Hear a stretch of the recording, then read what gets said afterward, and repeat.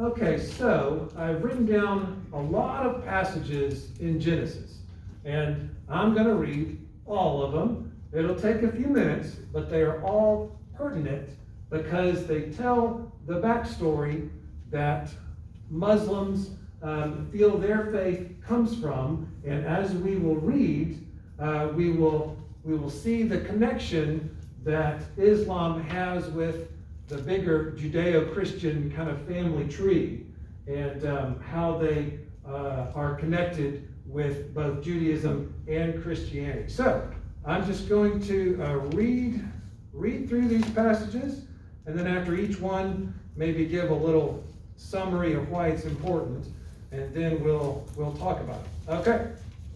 So let's start with Genesis 12, 1 through 3. The Lord had said to Abram, which was his original name before it was changed to Abraham. The Lord said, "Leave your country, your people, and your father's household, and go to the land I will show you. I will make you into a great nation, and I will bless you. I will make your name great, and you will be a blessing. I will bless those who bless you, and whoever curses you, I will curse, and all peoples on earth will be blessed through you." So this is the start of the special relationship between God and Abraham, and then eventually between God and Abraham's descendants. Okay, let's read Genesis 15, 1 through 5. This is that relationship taken to the next step. After this, the word of the Lord came to Abram in a vision. "Do not be afraid, Abram. I am your shield, your very great reward."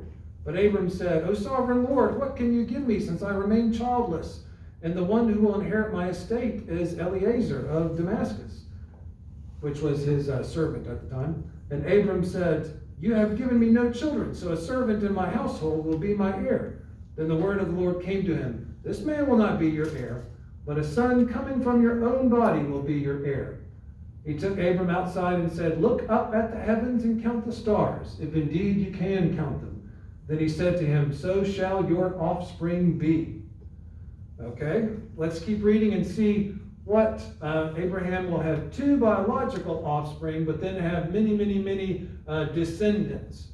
So let's go to chapter 16, verses 1 through 13. Now Sarai, which was Sarah's original name before it was changed.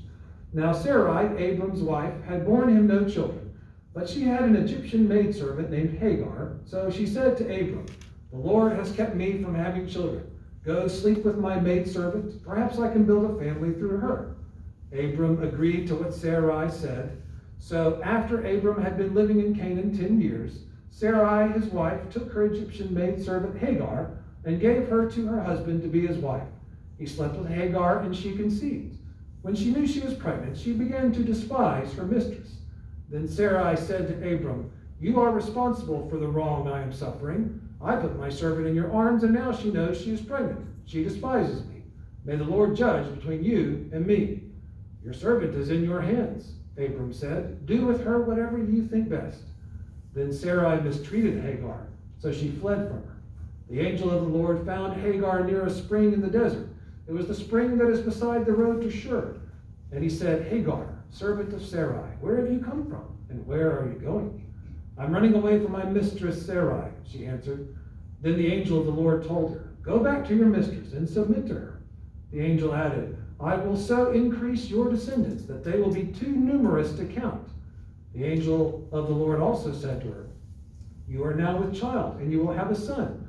You shall name him Ishmael," which means in Hebrew, God hears. "For the Lord has heard of your misery. He will be a wild donkey of a man. His hand will be against everyone, and everyone's hand against him. And he will live in hostility toward all his brothers." Okay, so Hagar is going to conceive and give birth to Ishmael. Let's read chapter 17. I wrote them out of order. Chapter 17, verses 15 through 27. God also said to Abraham, "As for Sarai, your wife, you are no longer to call her Sarai. Her name will be Sarah. I will bless her and will surely give you a son by her. I will bless her so that she will be the mother of nations. Kings of peoples will come from her." Abraham fell face down. He laughed and said to himself, Will a son be born to a man 100 years old? Will Sarah bear a child at the age of 90? And Abraham said to God, if only Ishmael might live under your blessing. Then God said, yes, but your wife Sarah will bear you a son, and you will call him Isaac, which means he laughs in Hebrew. I will establish my covenant with him as an everlasting covenant for his descendants after him. And as for Ishmael, I have heard you. I will surely bless him. I will make him fruitful and will greatly increase his numbers. He will be the father of 12 rulers, and I will make him into a great nation. But my covenant I will establish with Isaac, whom Sarah will bear to you by this time next year. When he had finished speaking with Abraham, God went up from him.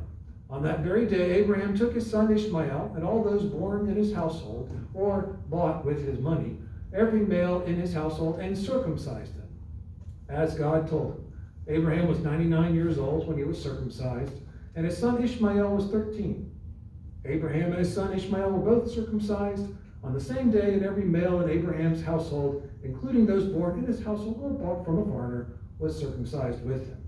So we can see the covenant that God makes with Abraham, the promise to bless his descendants and make Abraham's descendants into great nations, plural, great nations.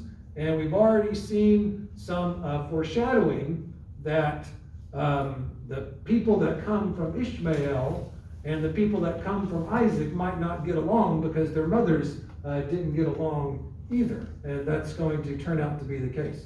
So let's read from chapter 21, 1 through 18. Now the Lord was gracious to Sarah, as he had said, and the Lord did for Sarah what he had promised.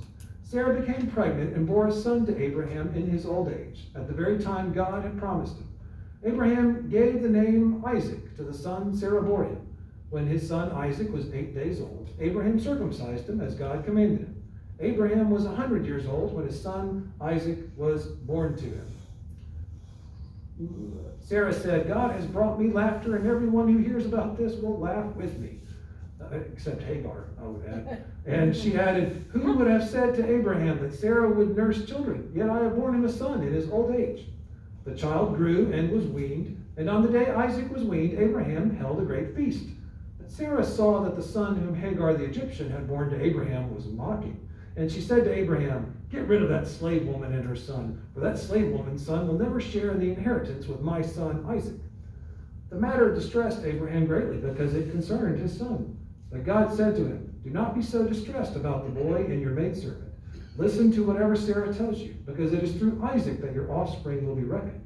I will make the son of the maidservant into a nation also, because he is your offspring. Early the next morning, Abraham took some food and a skin of water and gave them to Hagar. He set them on her shoulders and then sent her off with the boy.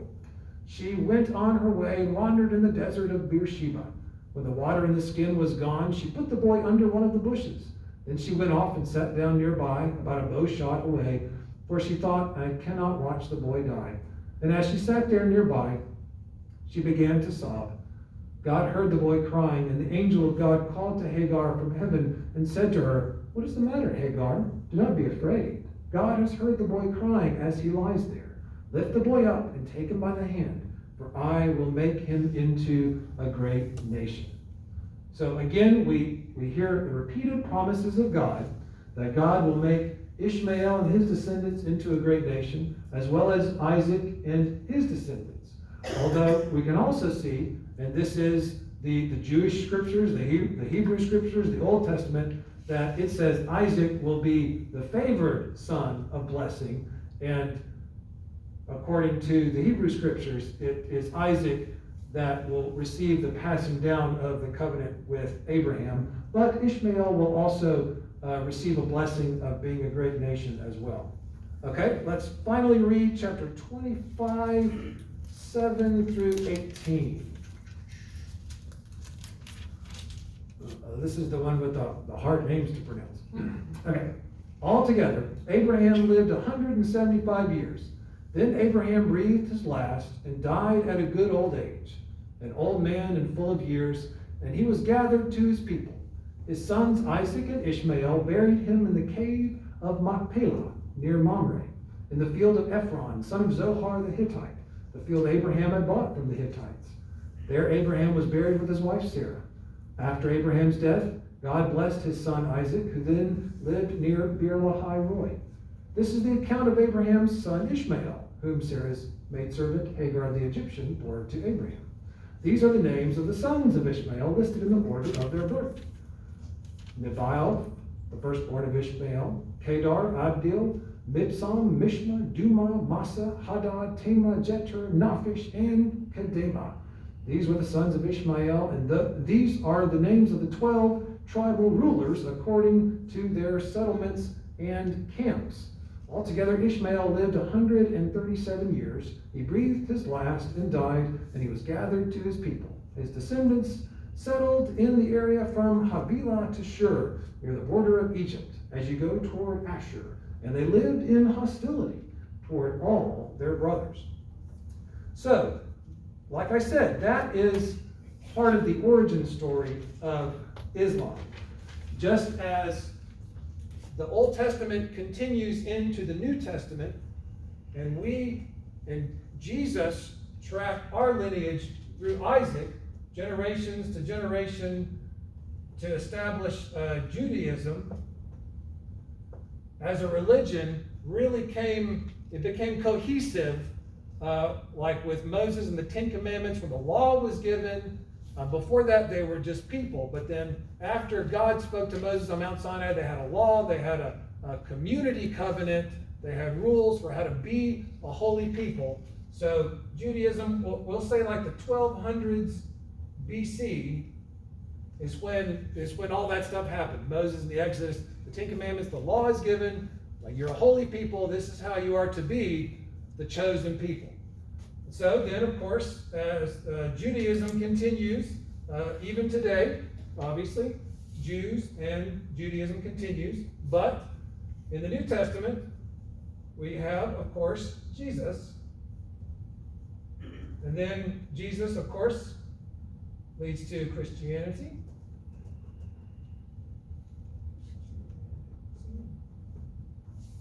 And that would have been in the first century AD. That's when Jesus was alive.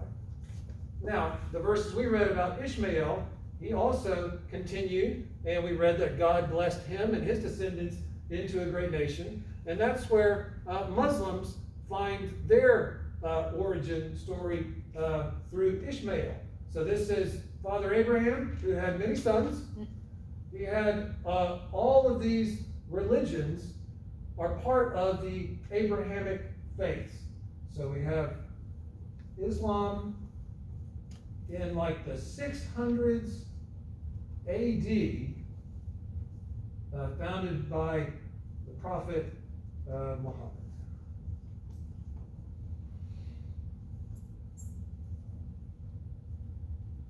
And so Muhammad lived around the 600s AD, and that's when he wrote their scripture book, their holy book, the Quran. And we'll be talking about that over the next few weeks. And I'll try and get some copies. If you're curious, you can look at it. And Muhammad felt that his scriptures, which he felt were divinely inspired, according to him, were also continuations of Judaism and Christianity. He felt that both Judaism and Christianity contributed to their holy book and their religious beliefs. So when we talk about the Quran over the next couple of weeks, we'll talk about there are passages in there that reference Jesus and Moses and John the Baptist, because Muhammad felt that his new religion was a continuation of all of them. So that's just a tiny snapshot of Islam's sort of deep origins that are found in our own scriptures, and how it connects to the broader Judeo-Christian family tree. 2 years ago, when we did the different Christian denominations, we could kind of chart how like the Protestants would break off, and then like the Baptists would break off, and the Methodists would break off. So even amidst Christianity, there's a lot of branches in the tree. So this is kind of like zoomed out the bigger Abrahamic family tree. And of course, in a couple of weeks, as we talk about Islam in more detail, we'll see that they have their own kind of branches, and this kind of group and that kind of group, and they don't agree about everything, and they don't get along, and they have some big differences of opinion and small differences of opinion, much like different branches of Christianity as well. Okay, now let me start hearing from you.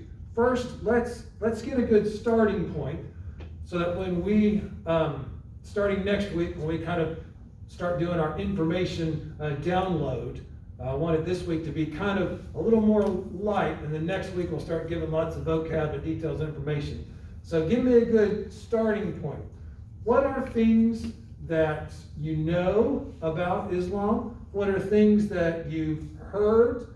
How would you describe that religion in a larger sense? Or what kind of smaller details do you know about? Help me get a good starting point to launch our discussion next week. What do you know about Islam? What have you heard, either big picture or little details?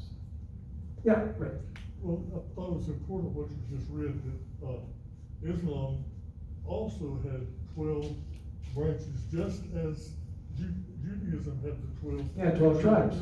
As Christ had 12 disciples, each group's broken up into 12. Through history, all the wars and troubles, everything have been over land and heritage. Let's be honest about it. Right now, the Islamic people have just as much right to that land as the Israelis do. Oh, in like Israel and Palestine? Yes. And even around there, like in Syria, and then zooming out to more of the Middle East and the Gulf, that in the midst of Islam, they have disagreements about who should be able to control what land. And that's what we'll talk about that. What we just read, I believe that takes place in what was now Iraq and Iran, isn't it? Yeah, Abraham would have originally been like around Kuwait, like in Iraq, before God called him to come over to the Holy Land, to Canaan, Israel, Palestine. Yeah, I do this, but it would be from your perspective. Up the Tigris and the Euphrates. Yes.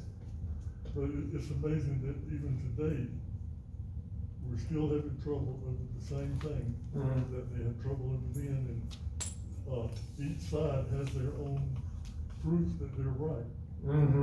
Well, they each use verses to support their argument. Yeah, and even in those verses we read, it said that Ishmael would be like a wild beast of a man or something, and his brothers wouldn't get along, and nor would he get along with Isaac's descendants. And gosh, talk about foreshadowing. Still today. Yeah. What else? What else do you know? Starting points. Islam is very heavily into prayer. Yep, very heavily into prayer, and as is the case with all religions and denominations, some take it very seriously, some are a little more lax, but the most seriously practicing Muslims would pray 5 times a day at specific times, specific points, and if they're in like a Muslim city, then there'd be a call to prayer to remind them, oh, it's time to get down and pray. So 5 times a day, the most devout Muslims. Yeah. And they pray toward Mecca, and I have been to Indonesia a couple of times, and all of the hotel rooms on the ceiling have an arrow pointing toward Mecca. Is that right? Wow, that is interesting. So if you're in a hotel room in Indonesia, which I'm pretty sure Indonesia has more Muslims in it than any other country in the world. That's right. And you're staying in a hotel, there's an arrow on the ceiling that points in the direction of Mecca. That's fascinating. And Mecca is the holy city in Islam because, and we'll talk about this in the next few weeks, they believe that Muhammad did holy things there. So when they pray, they always face that way towards Mecca. All right. Other stuff that you've heard that you know about?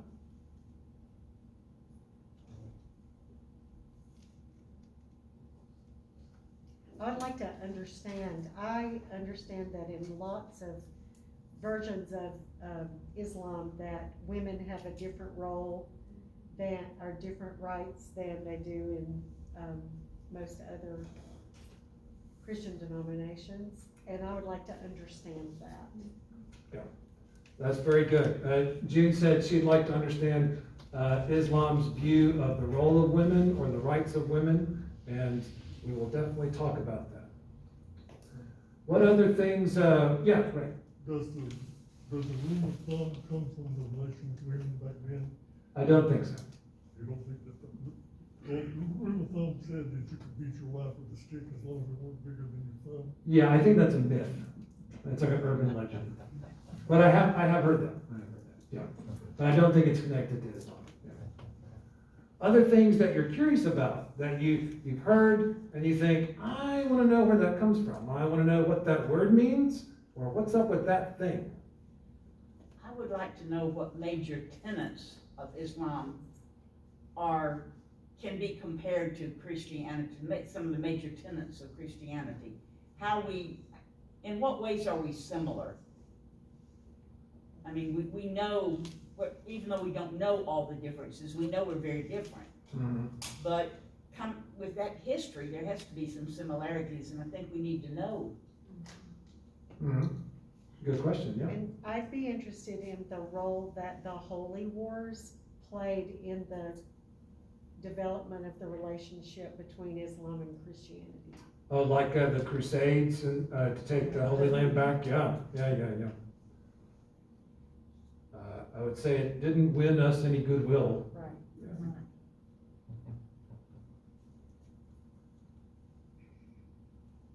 Okay, good. I'm jotting all this down to make sure that we cover it in the next 2 weeks.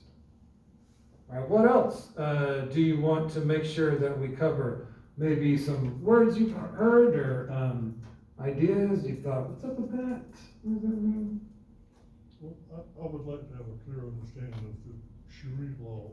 Mm-hmm. That they, according to some rules, the Brotherhood of Islamic wants to superimpose on the rest of the world, Mm-hmm.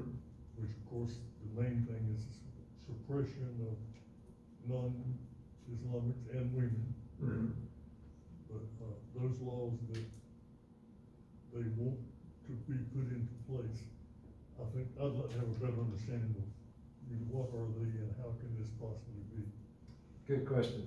So Ray was saying he's interested in learning what exactly is Sharia law, and some Muslim groups in the Middle East, like the Muslim Brotherhood, for example, seem to have a drive to impose it on people or populations, perhaps against their will. So what's going on there? What's that about? Yeah, Marshall. I'm sure you'll get to this, but the difference between Shia and Sunni, Mm-hmm. the two great divisions. Yeah, those are the two. The two big groups in Islam are Shia and Sunni, and it would kind of be an analogy like in Christianity, the two biggest groups would be Catholics and Protestants or something. It's not a true kind of analogy, but you can understand that kind of in Christianity, there's a lot of Catholics and a lot of Protestants, and maybe a few miscellaneous. Also with Islam, like Orthodox or something, you know. Also with Islam, there's a lot of Sunnis, a lot of Shias, and there's some miscellaneous as well, like Sufi. Maybe we'll practice whirling dervishes, perhaps over here. Yes, Regina.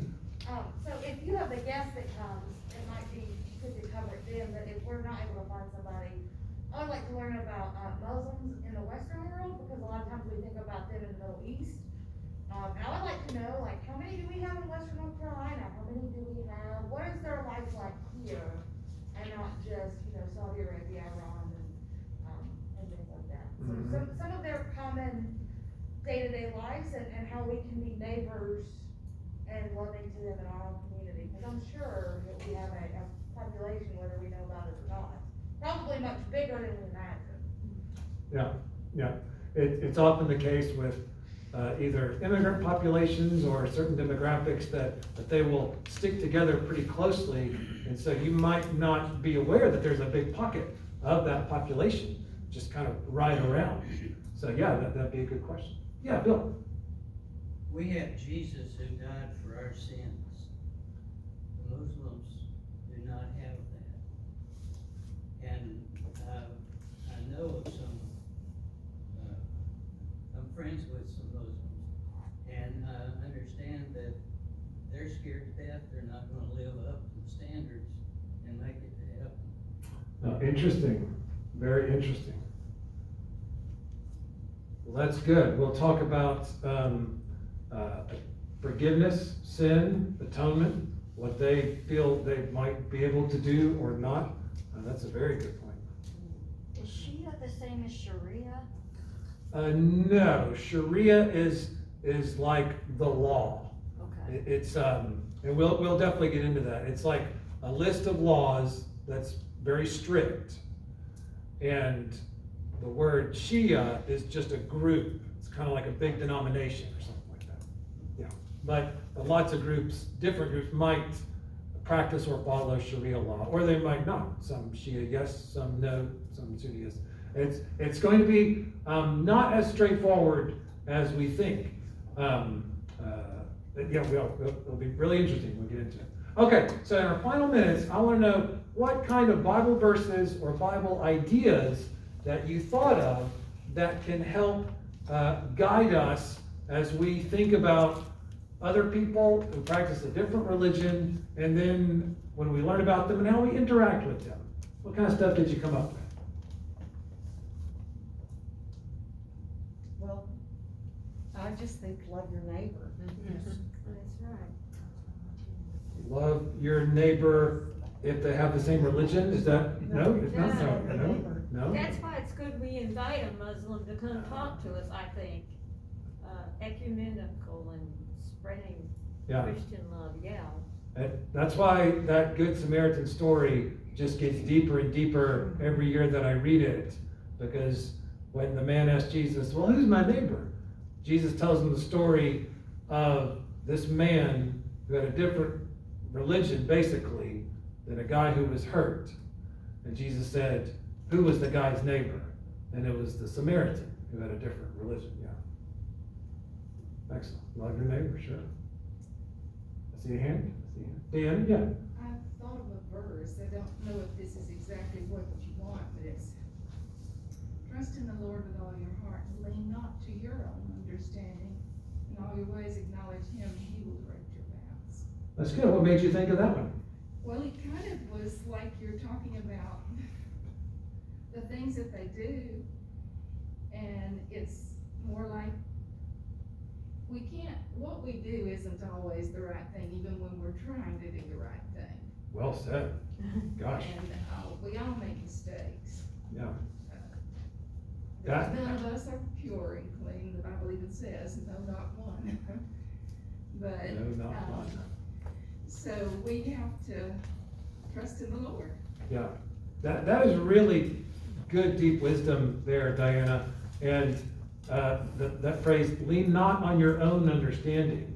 And as we talk about a lot of different Muslim groups, we'll see that they have some opinions and preferences, maybe about the rights of women or the rights of anyone else. And they can take those opinions to really dangerous, terrible extremes. So yeah, Proverbs 3, 5, and 6. Very good, yeah. I sometimes also just feel that I make a lot of mistakes, and I'm just grateful that the Lord loves me and forgives me. Yeah. So. Yeah. It takes some of We that. all are guilty. Yeah, it takes some of that worry away. That God's grace is so amazing, you don't have to worry about that. Yeah. I think she said something really important, forgiveness. How does that play? I don't have any verses, there's a lot of verses about forgiveness. But how do we look at forgiveness and getting it? And how do the Muslims look at it and get it and obtain forgiveness? And how do we cross that over? I thought the word forgiveness. Yeah, and since Bill had mentioned that some Muslims that he knows have a fear because they don't recognize that there's a Messiah who saves all of us if we follow him and forgives us and saves us from our sins, gosh, wouldn't they benefit from hearing some good news? You know what I mean? And kind of, and seeing that good news played out. Yeah. Other ones? Any others pop in your head? These are very, very good. That's gonna take more than 3 weeks. I'll talk really fast. I know, and that's why I wanted tonight to be kind of low key, because starting next week, it's gonna be kind of a big information dump and a lot of vocabulary words. We'll go over Sunni, Shia, Sufi, Sharia, Fatwa, Jihad, Mecca, Medina, Burqa, Nijab. We'll hit all those, yeah. And I'll give you some vocab sheets to kind of keep as a reference. So we'll figure out, okay, what's the difference between a hijab and a burqa? Because they're very, very different. What's the difference between Sunni and Shia? Because they're very, very different. So I'm looking forward to learning, and perhaps we can get a guest speaker to answer some of our bigger questions as well.